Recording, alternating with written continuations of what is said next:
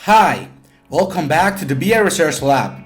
Today, we're going to talk about a very relevant topic that is going to revolutionize schools and education in general in the upcoming years. Maybe the switch won't happen immediately, but with the current growth of this industry, we believe that in about 10 years, the penetration of BR in the classrooms will be quite notable. Continue with us to know more about the evolution of knowledge transfer.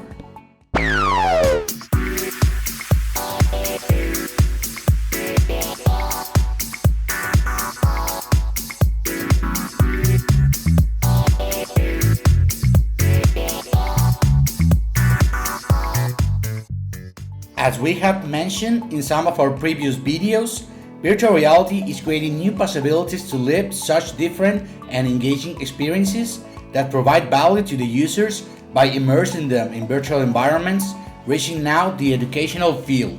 For a long time, it had been fairly more common to see the use of augmented reality to overlay elements such as 3D graphics, music, or text into real-world environments, helping not only the students but also the teachers to be more productive in some lessons, making it possible to engage more their students and keep them focused on the subjects. However, virtual reality is also making its way into the classrooms to transport students completely to unbelievable worlds and scenarios. Some classrooms in developed countries or private colleges are taking advantage of VR technology to engage their students more by turning lectures that are often considered boring into marvelous journeys to famous moments of history, or walking into a prehistoric land with dinosaurs with their enormous scale. However, as the headsets and development of these experiences get cheaper, we can foresee a boom coming specifically in the education sector in the following years.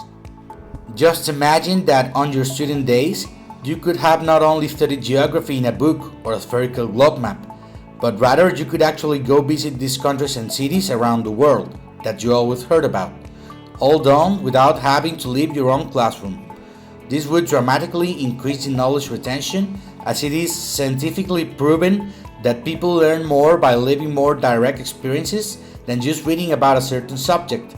This being due to the fact that our brains get more stimulated in these 3D environments from a first-person perspective while being part of that simulation of reality. This way, it's quite easier to have the knowledge transferred into our minds. There have also been great discoveries about the benefits of VR for autistic children and introverts. This has been observed in kids who have difficulties in school due to focusing issues, special needs, or just learning disabilities. Let's be honest, this younger generation that were born and raised in the digital era have been growing together and closely tied to the development of these recent technologies. So for them, this will slowly become their new normal for education. So it makes complete sense that once the economical and technological barriers are set aside, turning every time a little bit more of these programs into virtual experiences will improve the students' ability to understand the subjects and see how these topics unfold through an interactive simulation where you can walk around and play with the elements over and over again, being this especially useful for subjects like chemistry, physics, history, or literally any specialized subject as architecture, design, medicine, or even biology. For such older students that are in high school or college, this tech is also the best option for a private school, considering the competition out there and the fact that most of them look out to sell their educational offer by equipping their labs and classrooms with the best and most innovative tools they can. So students and especially their parents will be attracted to pay for a higher education with such advanced learning resources, thus leading them to spend a lot more money and justify the development of the material that is going to be useful for a long time, being only needed to be updated or replaced with a certain frequency, and new knowledge is generated in the subject compared to books being printed and passed on. This digital content isn't something that deteriorates with use. Matt Chacon is one of the co-founders of Dubhead Simulations, a company dedicated to development and implementation of VR in education. He originally worked to create content for video games until he felt that his time in the area was over and decided to follow his new passion by creating a company to provide innovative content in VR format and try to make this education technology more accessible for everyone. The company has since accomplished to work hand in hand with Harvard University by creating content for other institutions, but also providing the service to other organizations. There's also another distinguished company in the sector called CrossBR.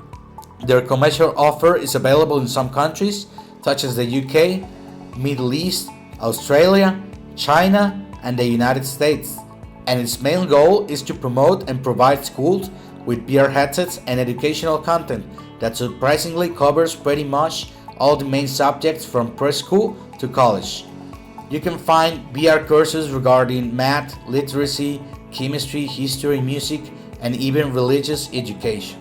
You would think that the most important aspect when developing these immersive learning sessions is the headset being used at the time, but there's another key aspect that must be considered before applying this technology on your class, and that is the infrastructure.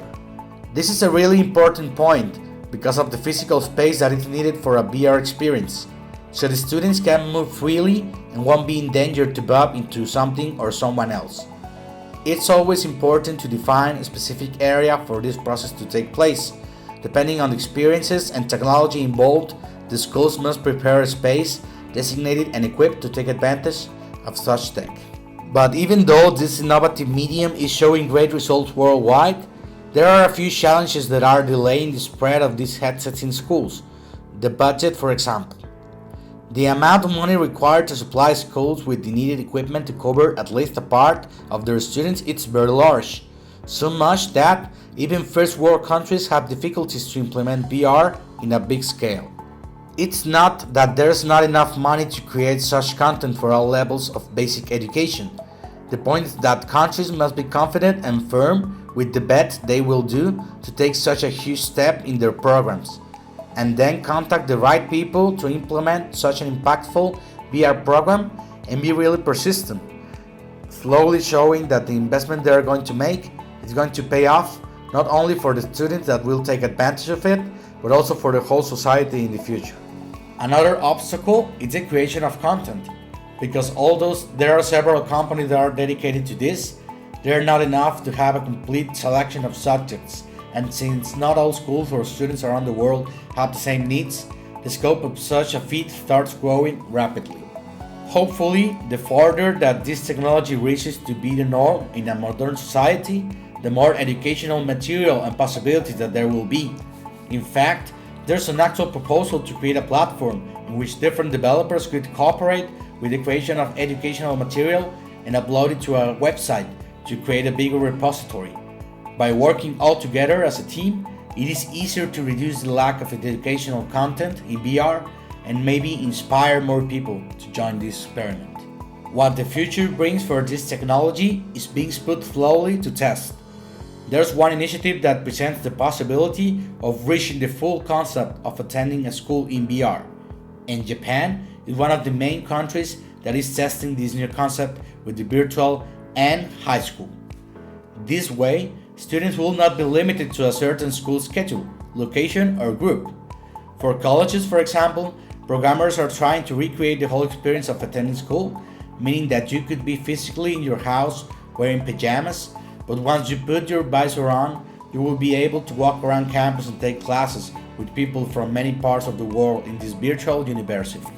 At Fuse, we're already involved in the creation of educational content in the form of VR trainings we develop and implement for companies to allow employees to practice and learn safety procedures and best practices through the virtualization of processes by showcasing how to do things correctly and safe, or face a simulation of the consequences of such actions, being able to replicate critical real-life situations to reinforce the correct actions to be taken rather than just reading a written manual or watching a plain video.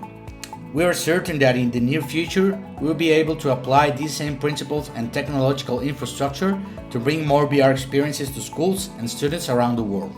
Thanks a lot for keeping with us. We hope you liked this video and that we could open your mind to know more about the future of education in this new era.